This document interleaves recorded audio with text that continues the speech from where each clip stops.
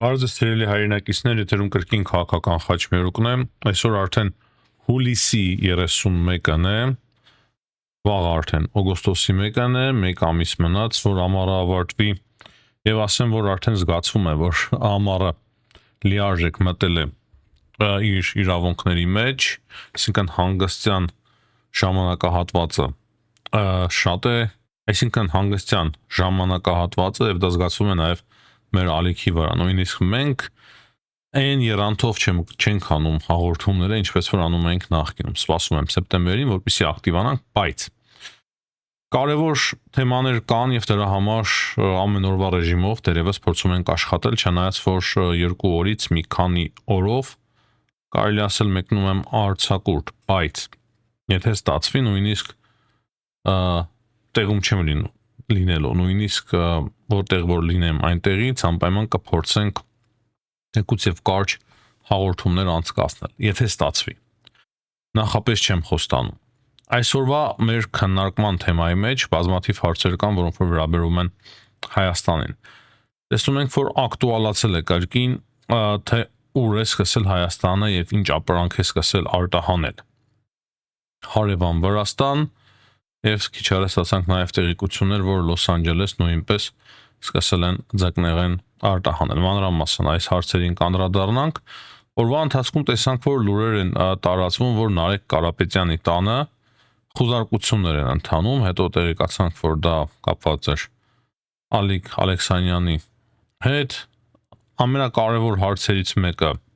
Հայաստանին վերաբերվող Ռուսաստանի ներկայացուցիչը հապկում հայտարարություն է արել Հայաստանի մասով, դրան կարևոր է անդրադառնալ, քանի որ միտումնավոր հետևողականորեն ինչ որ բան են ուզում ապացուցել, ինչ որ բան են ուզում ասել, քաղաքական իրավիճակ են հասունացնում իրենց խելքով Հայաստանի շուրջ եւ այս հարցին նույնպես կանդրադառնանք, իմիջիայլոց հայտարարության վերջին մասը չափազանց կարևոր է, այդ Ռուսաստանի ներկայացուցիչի հայտարարության վերջին մասը Հայաստանի մասով կարևոր է նաև եւ կարևոր քննարկման թեմա է արտգործ նախարար Արարատ Միրզոյանի հանդիպումը Իրանի փոխարտգործ նախարարի հետ։ Այստեղ էլ կա ինչ բացենք։ Ինչու տեղի ունեցավ այդ հանդիպումը, ինչ քննարկեցին, ինչպես դա համընկավ Դավիթ Խուդատյանի այցի հետ։ Իրան հետաքրքիր process-ներ են իրոք տեղի ունենում։ Մնացած հարցերը արդեն միջազգային են, չնայած որ միջազգային հարցերի շարքում նույնպես կարևոր հարցեր կան քննարկել, ուկրաինական հարվածներն են նոր Ռուսաստանի Դաշնությանը, Զելենսկու այցից հետո բազմաթիվ քննարկումներ կան համացանցում, թե ինչ պայմանավորվածություններ եղան Վաշինգտոնում, Թրամփն է արել հայտարարություն, բավականին կարևոր եւ տրամաբանական, թե ինչու կարող է չտան Ուկրաինային թույլտվություն, որպեսզի Ուկրաինան Պետրիոտ համակարգեր արտադրի,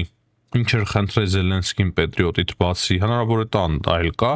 բայց տրամաբանական հայտարարությամբ է հանդես եկել բավականին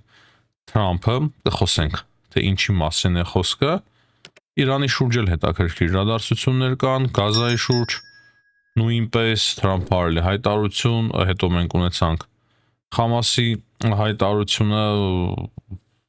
հետաքրքիր հարցեր կան մի խոսքով,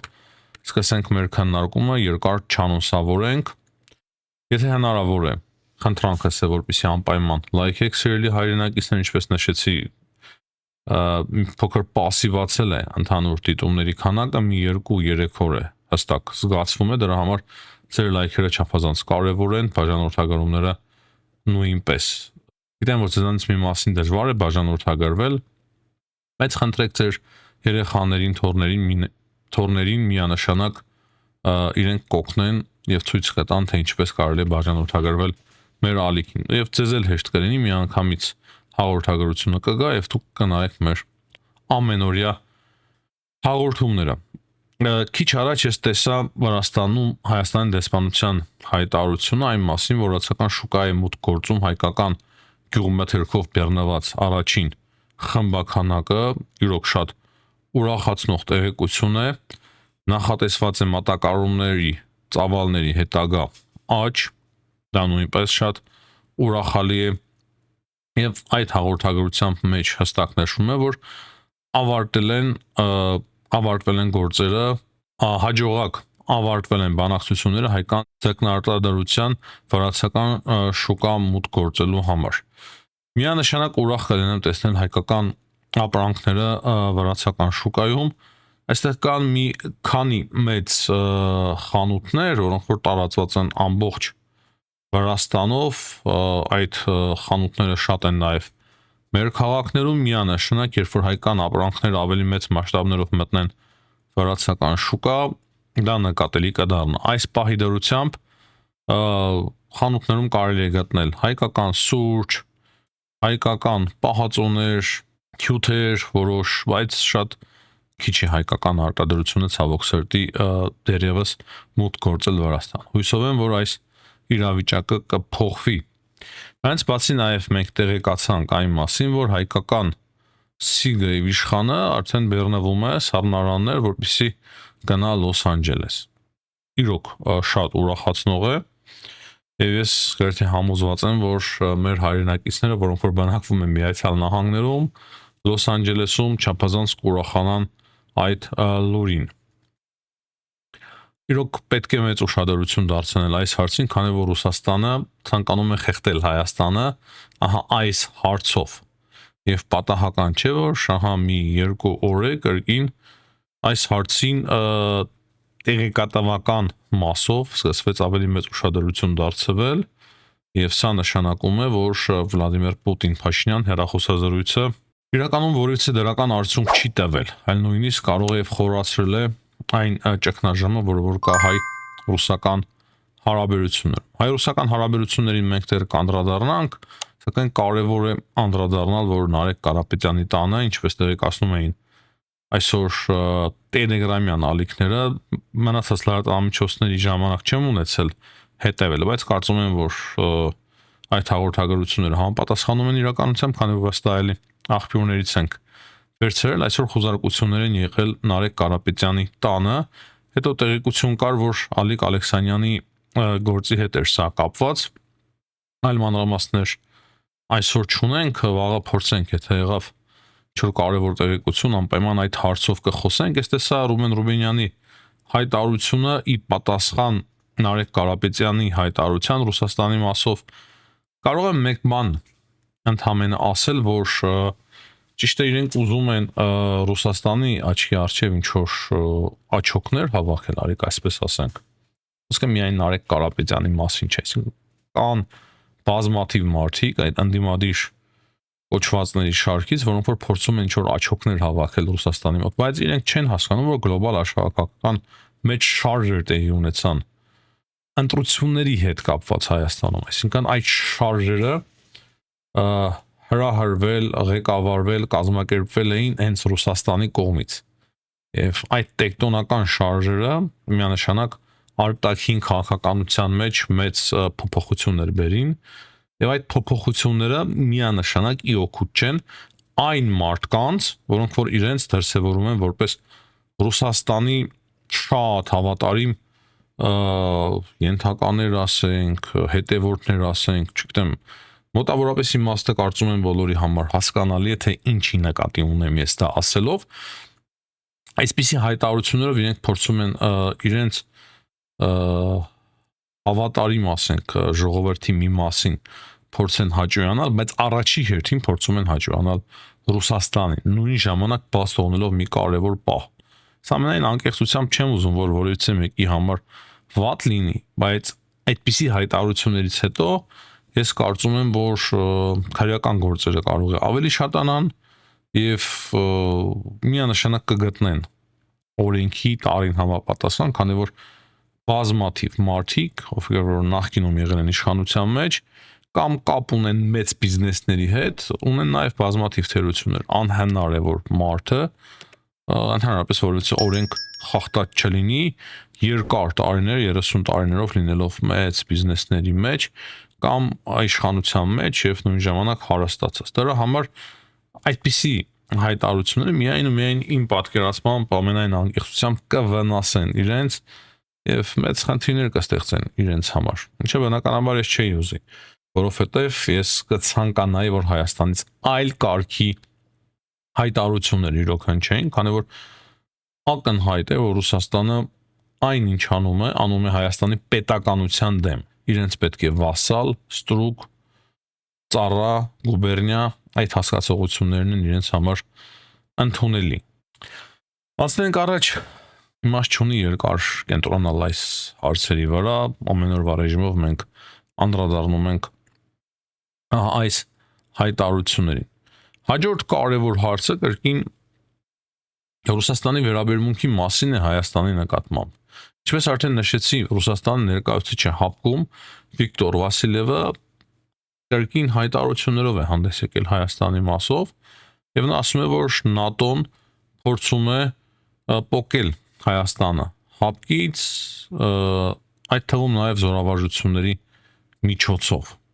Հետո նա ասում է, որ հայ ժողովրդի ճակատագիր շատ հեռու է եղել հեշտ լինելուց, երբեմն այրոնոտ ողբերգական պատմության մասին է խոսել, թե հասկացնելով թե ինչպես են իրենք միշտ եկել եւ օգնության հասել,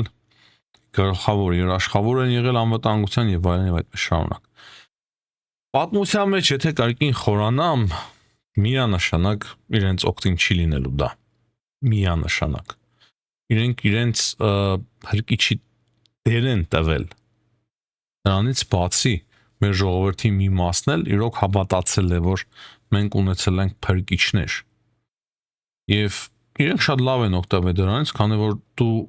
այդ դեպքում պետություն չես, դու այդ դեպքում նաև ազգել չես։ Ինչ որ մի ցեղախումբ, Կովկասյան լեռնային ցեղախումբ,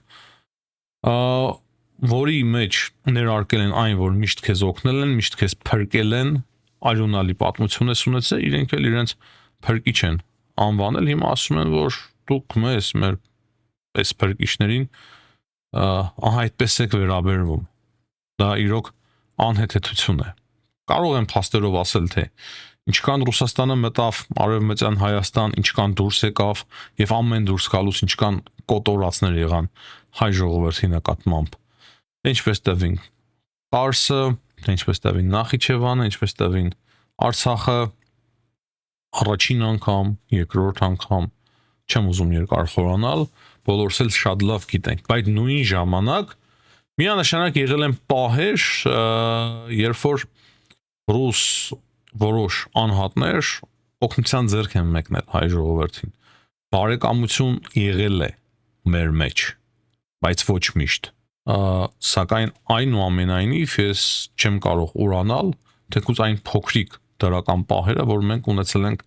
մեր համատեղ պատմության մեջ, բայց ընդհանուր առմամբ այդ փրկիչի տեսքը եւ ձևը չի համապատասխանում իրականության, ընդհանուր առմամբ։ Եվ այսօրվա Ռուսաստանի քաղաքականությունը կրկին նշեմ ցավոք սրտի, որովհետև ես չեմ ցանկանա եւ չէի ցանկանա, չէի ուզենա եւ վաղն էլ չեմ ուզում, որ այդպես լինի, բայց այդպես է ցավոք սրտի, որ Ռուսաստանի քաղաքականությունը այսօր բարեկամական չէ Հայաստանի նկատմամբ եւ ընդդեմ մեր պետականությանն է եւ ընդդեմ մեր պետական եւ ազգային շահերի։ Սա միանշանակ կուզենայի, որ փոխվեր, սակայն չեմ կարծում, որ նման բան հիմա իրատեսական է, ցավոք։ Այսքանով երևի բավարարվենք այդ պարոնին պատասխան տալով։ Հաջորդ հարցը Հայաստանի արտգործնախարար Արարատ Միրզոյանի հանդիպումն է Իրանի փոխարտգործնախարարի հետ, Համիդա Գանբերի հետ, ով այցելել էր Երևան աշխատանքային այցով, եւ հաղորդագրությունից մենք տեսնում ենք շատ կարճ, ընդամենը համեստ մի հաղորդագրություն, որի մեջ հստակ ասվում է, որ քննարկվել են ենթակառուցվածքային ծրագրերը, էներգետիկ հարցեր, տրանսպորտային հարցեր։ Շատ հեշտ է մեզ բացել այս հաղորդագրությունը, քանի որ Դավիթ Խուդատյանը գտնվում էր Իրանում եւ մենք տեսանք, թե ինչ պայմանավորվածություններ եղան, հետո ինչ հայտարարություններ եղան, նաեւ գազի եւ էլեկտրոէներգիայի մասով, ճանապարհների մասով նույնպես խոսվել էր։ Այսինքն պատկերացնում եմ, որ փոխարտգործնախարարը հիմա եկել է Երևան, որպեսզի այն պայմանավորվածությունները, որը ձեռք բերվեցին Դավիթ Խուդատյանի նաեւ այցի շնորհիվ, հիմա ավելի կոնկրետացվեն եւ ամրապնդվեն։ Սա շատ լավ է, միանշանակ ողջունելի է Հուսանք, որ մինչև ձմեռ այդ գազի մատակարարումները երկակի ծավալով արդեն իրականություն կդառնան եւ մենք էլ կկարողանանք էլեկտրոէներգիա մատակարարել Իրանին, դրանից բացի ճանապարհները ավելի կլայնացվեն, կամրջի մասի չէ խոսում թե թունելի դա եւս տեղի կունենա։ Ենթակառուցվածքները միանշանակ մեզ պետք են նաեւ էներգետիկ ոլորտում այլ հարցեր քննարկում կար համացանցում, որ նավթի վերամշակման գործարան Հայաստանում հիմնեն միանշանակ ողջունել է։ Ես կարծում եմ, որ Միացյալ Նահանգների հետ ի վերջո ամեն ինչ կկարգավորվի, գրեթե անհնար է որ նման բան տեղի չունենա։ Եթե նման բան տեղի չունենա, մենք կունենանք Աֆղանստանի նման ինչ որ մի պատկեր Իրանի տարածքում, Աստված ոչ արածցե իհարկե։ Մնացած բոլոր դեպքերում ես կարծում եմ, որ այլ պատկեր կունենանք եւ Իրանում նույնպես դա շատ լավ հասկանում են։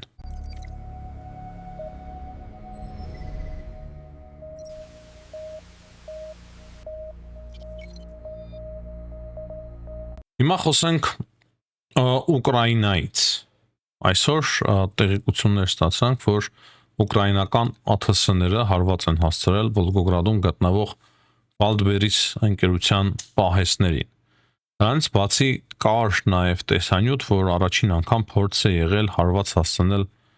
օզոնին։ Եթե սկսեն ազոնին եւս հարվածներ հասցնել, դա նույնպես մի մեծ պահեստների ցանց է, ինչպես որ մոտավորապես Wildberries-ը։ Եվ բայց ակնարկը կա, որ նման հարվածները կարող է արդեն տեղի ունենան։ Այսօր տեսա մի հետաքրքիր զեկույց, որ Ուկրաինան ավելի շատ է օրեկան ԱԹՍ արտադրում, քան Ռուսաստանի Դաշնությունը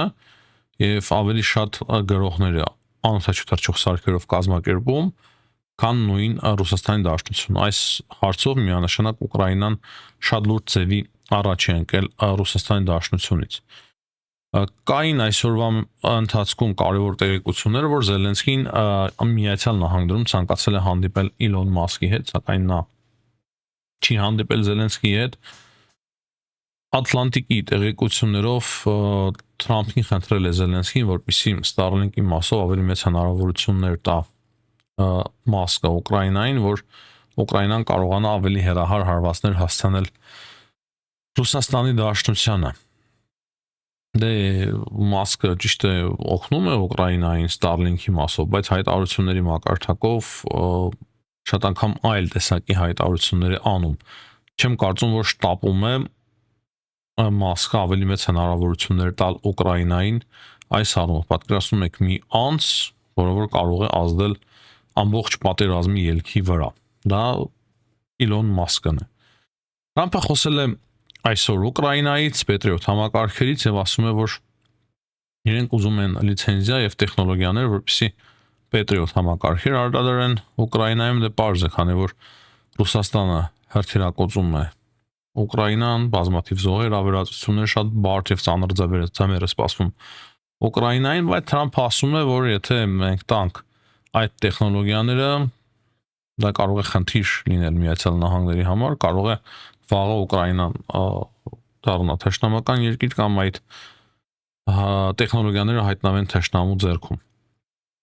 Այսինքն նույնիսկ Միացյալ Նահանգները չեն կարող 100%-ով կանխատեսել, թե ինչ ավարտ կունենա այդ պատերազմը։ Վախը կա եւ այդ վախը, մտահոգությունը Միացյալ Նահանգների կողմից ես կարծում եմ, որ բնական է։ Շատ տրամաբանական եւ բնական է, բայց նույն ժամանակ Թրամփն էլ է ակնարկում, որ հարցը լուծվել լու կարիք ունի, այդ հարցը ինչ որ մի ձևով պետք է լուծվի։ Ես կարծում եմ, որ իրենք կգտնեն լուծման ձև եւ իմ պատկերացմամբ ամենալավ լուծման ձևը կլինի այլ ինչ որ մի եվրոպական երկրում, արևմտյան Եվրոպայում նման զենքի արտադրություն հակաօդային պաշտպանության հենց Ուկրաինայի համար։ Թրամփը նաև խոսել է այն մասին, որ ոչ ոք չի ցանկանում գնալ զիջումների, ոչ Պուտինն է ցանկանում զիջումների գնալ, ոչ Զելենսկին, բայց մի օր նա ասում է, որ իրենք ստիպված կլինեն գնալ զիջումների եւ հիշել է, թե ինչպես ռուս գեներալներից մեկը թողնելով մեքենաների մեծ ճանապարհը որոշել էր մտնել ցեխի մեջ, այսպես ասենք, եւ ցեխի միջով հասնել Կիև, դրա համար այդպիսի ճակատագիր ունեցավ ռուսական գրոհը Կիևի վրա եւ այդ գրոհը տապալվեց։ Ես կարծում եմ, որ այստեղ նաեւ Աստծո մեծ նախախնամությունը կար, չնայած որ Լավրովը վերջերս շատ է խոսում Աստծուց, բայց իրենց Աստծուց խոսելը կարծում եմ նեղությունից է։ Շատ մարդիկ կան, որոնք որ միայն նեղության ժամանակ են Աստծուն հիշում, դա է նաեւ Լավրովի եւ Ռուսաստանի մոտ։ Բայց Ուկրաինայի մասով միանշանակ այնինչ տեղի ունեցավ այդ ժամանակ, ես կարծում եմ, որ Աստծո նախախնամություն էր, որովհետեւ հրաշք էր, որ Ռուսաստանը այդ ժամանակ չկարողացավ 3 օրում իրոք վերցնել Կիևը եւ ասեմ, որ մազի վրա էր դա։ Հիմա սիրելի հայրենակիցներ մի քանի բառով անդրադառնանք Մերձավոր Արևելքին։ Թրամփ այսօր Համասի մասով հայտարարություն արեց, իմիջիայլոց վերջերս Գազայի շուրջ եւ Համասի շուրջ տեղեկությունները շատ էին, տեղեկություններ կային, որ 2 օր առաջ Իսրայելը նոր հարվածներ է հասցրել Գազայում Համասին, հիմա կային տեղեկություններ, որ Համասը պատրաստ է զինաթափվել, դա է ասել այսօր նաեւ Դոնալդ Թրամփը, այնտեղ կլինի նոր կառավարություն, հետո տեսանք Համասի հայտարարությունը եւ ինքն էլ մի շարք մեծ երկար պահանջներ ներկայացրեց Համասը, որից որ ես ենթադրում եմ դժվար է պատկերացնել, որ շատ արագ ինչ որ համաձայնություն վերջնական կձեռք բերվի։ Բայց Թրամփը շտապեց եւ հայտարարեց, որ ամեն ինչ շատ լավ է, հրաշալի է եւ սա խաղաղության սկիզբն է։ Իրանը հայտարարում է, որ 2 նոր տանկեր է խոցել Հորմուզի նեղուցում, արգելված այդ ճանապարհներով, քանի որ իրենք անցնում էին, դրանից բացի Իրանը հայտարարում է, որ Քուվեյթում հարվածներ է հասցրել ավիաբազայի եւ այդ ավիաբազայում թշնամին ունեցել է ինքնաթիռներ, արբանյակային համակարգեր, այլ պահեստներ, այլ տեխնիկա եւ այլն այդ շարունակ։ Մի խոսքով պատերազմը շարունակվում է Միացյալ Նահանգների եւ Իրանի միջև, չեմ ասում, որ այն շատ լայնածավալ է, բայց նման բաների մենք ականատեսենք լինում։ Պոլիտիկոյի տեղեկությունը նույնպես շատ կարևոր է եւ ըստ պոլիտիկոյի տվյալների Ուկրաինան պատրաստ է օգնել Միացյալ Նահանգներին եւ Պարսից ծոցի երկրներին անօթաչու սարքերով, ինչպես նաեւ անօթաչու սարքերի խոցման, խափանման համակարգերով, եթե այդ երկրները եւ Միացյալ Նահանգները այդ թվում զենք մատակարարեն Ուկրաինային։ Հիմնականում այսքան այսօրվա համար, հաջողություն եմ մաղթում բոլորին, ցտեսություն, կհանդիպենք։